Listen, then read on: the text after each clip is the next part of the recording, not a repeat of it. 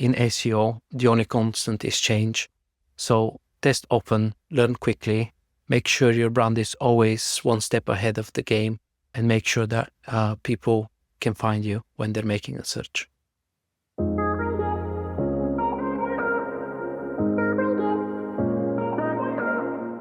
Hello, I'm Yordan Dimitrov, and this is SEO in 2026. Yordan, what's your number one SEO tip for 2026? My number one SEO tip for 2026 is to embrace change and test relentlessly. Okay, so is there any type of change that we're most likely to have to embrace? In the last 12 months, there has been so much change within the SEO industry, from AI mode to AI overview, dramatically changing how people were discovering content and brands. We've moved way past the 10 blue links at the moment, and people are shifting towards AI-driven answers, zero-click results, and new discovery platform. So in order for SEOs to succeed, they need to put themselves into the customer's shoes and explore ways of accessing those tools which are coming up and being available, doing any beta testing. And that means also putting yourself into your customers' shoes and journey and thinking, okay, does my brand actually appear for those AI-powered results? Is my content being cited? And how does the format change? And what do I need to make sure that I remain visible? Okay, and so when we're talking about embracing change and knowing what your audience are doing, does your recommendations relate to every industry? Or are you talking about certain types of businesses that are more likely to have to embrace things like AI mode? I'd say that if you have an online presence, you need to embrace those changes because it will affect you no matter whether you're a small business or a big enterprise. Over time, you want to remain on top and be visible and be above your competitors. So having that strength to recognize where you need to shift your focus on in terms of content creation, in terms of visibility of your brand, be it on social media, on certain forums like Reddit, is very important in this new age of, AI-powered search. How do you know that AI mode and other AI-powered search is the way that your target audience is discovering your brand when they're not necessarily clicking through from those search results?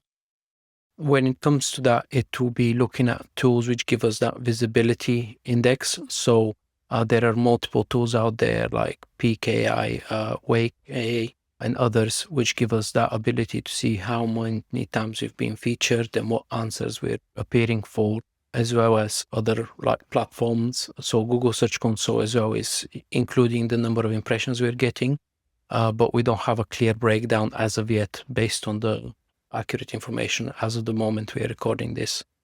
Okay, and what do you do when you get that information? How do you tie it together in terms of the user journey and how it impacts the final action that you want the user to take? So where AI mode and AI overview are really key for the initial stage of that discoverability, what we're seeing is that there were historically before there was that referred to the term as the great decoupling. Now this has been downgraded in terms of what is happening because we're no longer going to be able to get the 100 results automatically using the num 100. And as a result, this means that moving forward, we're going to see fewer impressions and the instances where people are actually clicking through to the website.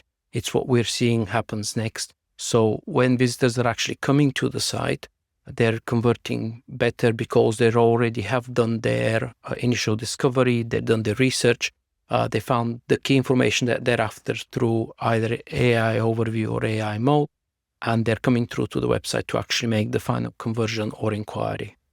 Okay, got you. And a large part of your recommendation, your tip, is to test relentlessly as well. So what should you be testing? When it comes to testing, my recommendation is to discover any new tools which are out there. So for example, initially when AI mode became available, it was only available in the US. UK users, for example, weren't able to do additional testing. The only way around that was to use a VPN to then access it and then set yourself up so that you could see how that new tool functions and what the user journey is like. So my tip is to make sure that you test relentlessly to see what your visibility is looking like, so that you could be one step ahead of your competitors. Okay, and what does testing relentlessly look like? Are you advocating using certain software, and what metrics are you looking to track? It could be both manual and it could also be using certain software. So when I initially looked at that, I had several conversations with different software platforms to see what was the best available out there at the time. One of the ones which stood out was the Peak AI solution, and I've been testing that one to monitor the visibility of the branded searches for several clients which I'm looking after. Okay, so branded searches. So branded searches on Google or other search engines? Not just Google. So you have Perplexity, you have ChatGPT search, Claude, etc. And how are you finding the use of search engines to be changing? Are people gravitating towards the newer AI-driven search engines that you mentioned there? From what we've seen in terms of the data which we put together in-house within Reflect, got something called the search polls. Through the search polls, we've actually identified that a lot of people are still relying heavily on Google. However, there is a difference between the demographic as to how people are approaching search. So one of the stats which I wanted to share with you based on the Q3 search polls is that the people aged 18 to 44 use an average of 5 search platforms, but those who are 45 plus only use 2 to 3. So the younger demographic, I guess, is the one that is trying to find information through various sources and almost like fact check it to ensure that they're making a right decision before they proceed to making a conversion.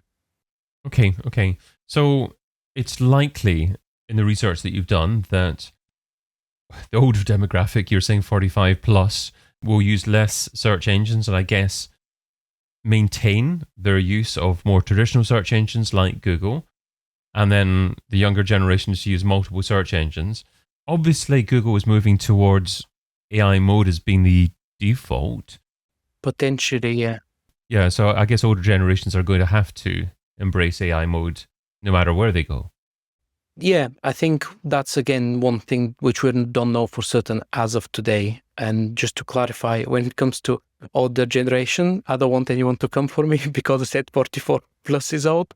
I just meant between the two demographics, the older like bracket, 45 plus, would be the one where they're more heavily relying on traditional search and tools, whereas the demographic, which is 18 to 44, is the one that is looking to embrace those new tools with more open arms and I guess less skepticism to try and find the information that they're after. Are you seeing any trends in terms of what users are searching in different stages of the journey? I.e., are they using more traditional Google later on at the bottom end of the funnel? What types of search engines are they using at different stages of the buyer journey? So let's look at an example of someone booking a trip to, say, like a foreign destination. They may explore using social media as a tool to identify any potential points of interest which they would like to visit, be it cafes, restaurants, etc. And then once they've discovered those and they've like circulated a list, they would then go back to using a traditional search engine, the likes of Google, to actually proceed to make a booking. So that's like one of the case examples which I could think of on top of my head. But again, each journey varies. Each journey varies, but I mean, you started off with social media in that example, but I guess you're looking to build an example standard average journey for a user, for a brand, so you can actually cater towards that and deliver the right content to the right areas. So how do you establish that standard journey? I mean, do you have some customer focus groups or are there some other ways of establishing what the majority of customers are more likely to be doing? Again, I think it will be dependent on the individual demographic. I don't want to generalize without giving you the exact data. But I highly recommend checking out the search polls. We release it every quarter with up-to-date new information, and it's split by both age as well as like different types of demographics to give a detailed breakdown as well as like some key summaries. Okay, but essentially people are discovering brands in different places on social media as well, with search now as well. And that can be more of a challenge in terms of testing and tracking. So are you in general finding that people are more likely to use social nowadays as an initial way to discover new brands?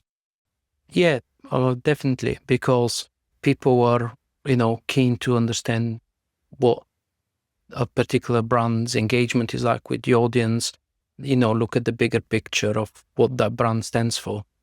Okay, and once they do that, how will that impact their search behavior? Will they likely still search for long tail keyword questions in Google? Will they then move to something like ChatGPT? Will they then search for the brand on Google and perhaps continue that journey on the website of the brand?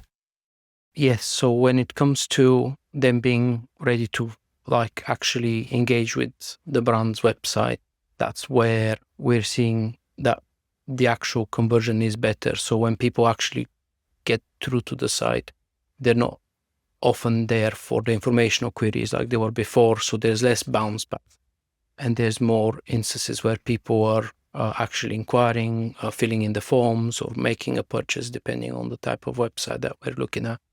And, those initial channels of the discovery element, like we talked about, both social media and platforms like ChatGPT search, they help in that initial discoverability element. So if you're looking for like recommendations or like an overall idea of which businesses are out there offering what you're looking after, for example, like power banks, then being cited there is really key because you're getting that brand visibility. And are you a fan of then building up multiple user journeys and not necessarily relying on the single user journey, or do you tend to focus on trying to establish the one standard user journey and then conducting your content marketing based upon that? I try and look at it as like focus groups and, looking at, for example, the path exploration within GA4 gives us that ability to see how are people coming through to the website. But the journey of the user is no longer linear. People would come through different landing pages of the website. They won't directly come via the homepage. And often AI-powered search would actually send people directly within a specific landing pages, which is deeply rooted into the site. Therefore, having good internal linking structure and good navigation in UX is really essential to making sure that we capture that demographic and get them to convert. Okay, so the path exploration report in GA4 obviously gives you an idea of the pages on your site and the sequence in which that user visits and engages with the pages on your site. How has the path exploration report actually changed the way that you perhaps publish content on your website?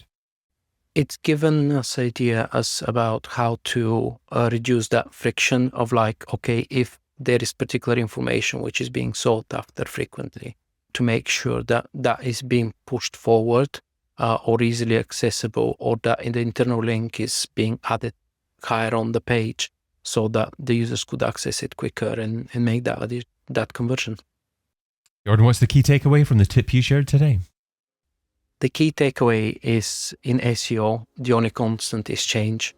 So test often, learn quickly, make sure your brand is always one step ahead of the game, and make sure that people can find you when they're making a search. Yordan Dimitrov is an SEO manager at Reflect Digital. Find out more over at reflectdigital.co.uk. Yordan, thanks so much for being part of SEO in 2026. Thanks so much for having me. I've been your host, David Bain. Get your copy of SEO in 2026, the book, over at SEOin2026.com.